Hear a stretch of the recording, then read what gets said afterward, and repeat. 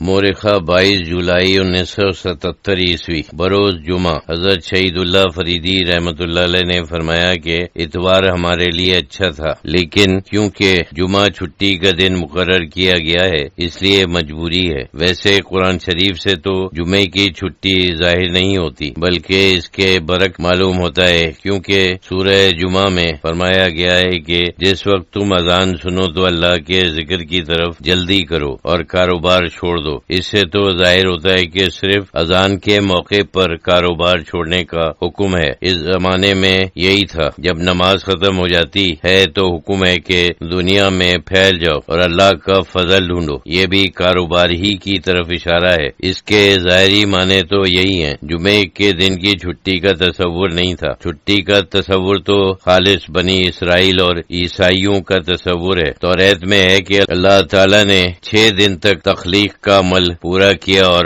مختلف مدارج میں دنیا کو پیدا کیا، پھر 7ویں دن ٹھہر گئے۔ انگریزی میں تو انہوں نے ترجمہ کیا ہے کہ آرام کیا، لیکن ممکن ہے ٹھہر گئے مطلب ہو۔ اس بات کو زبان دان ہی جانے۔ انگریزی میں وہ لفظ دونوں معنوں میں آتا ہے۔ ریسٹڈ یعنی تو معنی ہے ٹھہر جانا، رک جانا، اور آرام کرنا دونوں معنی ہیں۔ میرا خیال ہے کہ اصل معنی ہے رک گئے۔ بہرحال یہودی مذہب کے لوگ اس میں بڑے سخت ہیں۔ ان کے یہاں ہفتے کا دن یوم السبت ہے، وہ بالکل کوئی کام نہیں کرتے۔ کہتے ہیں کہ جب اللہ تعالیٰ نے کوئی کام نہیں کیا تو ہمیں بھی نہیں کرنا چاہیے۔ ان کے یہاں بڑی سختیاں ہیں، یہاں تک کہ ان کے گھروں میں کھانا بھی نہیں پکنا چاہیے، اور بھی بہت سی پابندیاں ہیں، سوائے ان یہودیوں کے جو بہت سخت مذہبی ہیں۔ آج کل ان پر کوئی عمل نہیں کرتا، یہ ناممکن ہے۔ عیسائی بھی اسی اثر میں آ گئے، انہوں نے بھی اتوار کو چھٹی کرنی پڑی۔ بنی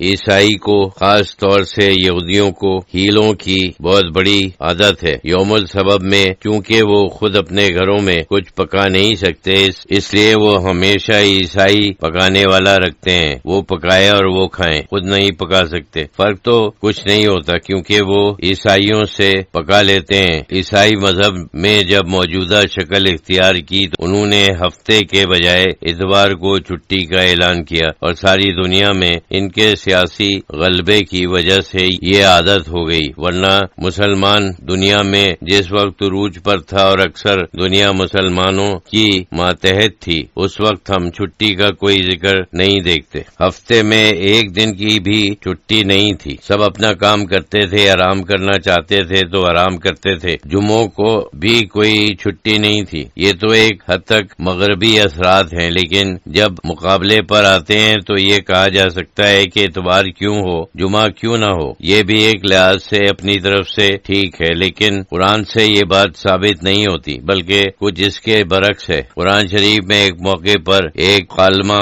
ہوتا ہے، جس وقت تم اذان سنو تو نماز کی طرف جلدی کرو اور کاروبار چھوڑ دو۔ اس کے بعد اس واقعے کا ذکر آتا ہے کہ حضور صلی اللہ علیہ وسلم خطبہ دے رہے تھے تو کوئی قافلہ باجوں کے ساتھ مسجد کے باہر پہنچا۔ اس وقت قافلہ دور سے یعنی شام وغیرہ کی طرف سے آتا تھا۔ اکثر لوگوں کا اس میں مال ہوتا تھا اور باجا بھی تھا۔ جس وقت وہ پہنچا تو سب لوگ مسجد سے بھاگ گئے اور اسی میں مشغول ہو گئے، اور حضور صلی اللہ علیہ وسلم اکیلے کھڑے رہ گئے۔ یہ واقعہ قرآن شریف میں بیان ہوتا ہے کہ جس وقت وہ کاروبار، تجارت اور باجا تماشا وغیرہ دیکھتے ہیں تو اس کے پیچھے دوڑ پڑتے ہیں اور آپ کو اکیلا کھڑا چھوڑ دیتے ہیں۔ پھر اللہ تعالیٰ فرماتا ہے کہ جو اللہ کے پاس ہے وہ تجارت اور باجوں سے بہت اچھا ہے۔ مطلب یہ ہے کہ اگر تم حضور سے تعلیم حاصل کرو، خطبہ سنو، دل میں قبول کرو اور یاد کرو تو تمہیں وہی چیز مل جائے گی جو اللہ کے پاس ہے، یعنی اللہ کا قرب حاصل ہو جائے گا۔ جو اللہ کے پاس ہے وہ اس سے